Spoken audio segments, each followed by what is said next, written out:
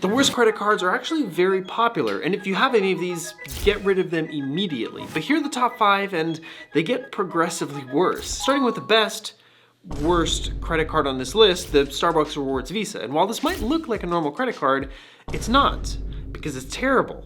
I would know. Unlike a normal credit card that gets you free cash back, free travel, or maybe 0% interest, this card has none of that, and it even makes you pay a $49 annual fee. But don't worry, because for every dollar you spend, instead of earning cash back, like a regular credit card, you'll earn stars on your Starbucks Rewards app, which of course is only good at Starbucks. That means I would have to spend $50 at Starbucks to earn a free drink, like a pumpkin spice latte worth $5.75, which means I make an effective 11.5% cash back.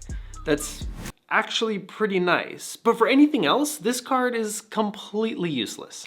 You also earn 4,500 stars after spending $500 in the first 3 months, and then 300 bonus stars for prepaying from your Starbucks credit card, which in total isn't even worth $200, and again, can only be used at Starbucks. Now I know this might not sound bad, but there are dozens of credit cards that give you way more and don't also charge you a fee every single year.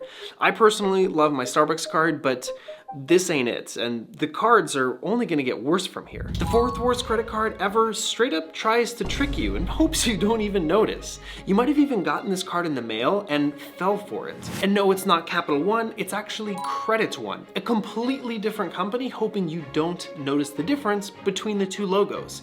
Yes, you heard that right. We have an imposter on our hands. Most of their cards, like the Capital One Platinum Visa, have high annual fees, low credit limits, and offer no real benefits. And really, the 1-star reviews speak for themselves. The 3rd worst credit card in the world is less scummy, but at the same time, way worse. If you see anyone with this card, feel free to laugh at them. So you get the card on a site called luxurycard.com, and they actually hope you confuse it with actual luxury credit cards like the Amex Black Card, but this is the off-brand MasterCard Black Card. Mom, can we get Coca-Cola?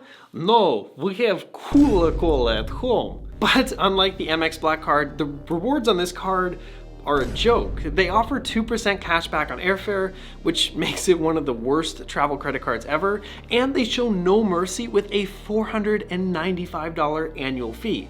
And as a last-ditch effort, they even try to convince you by showing you how much heavier the card is than the Amex. The 2nd worst credit card ever might actually be the most dangerous on this list because it's actually marketed to people that don't know what they're doing.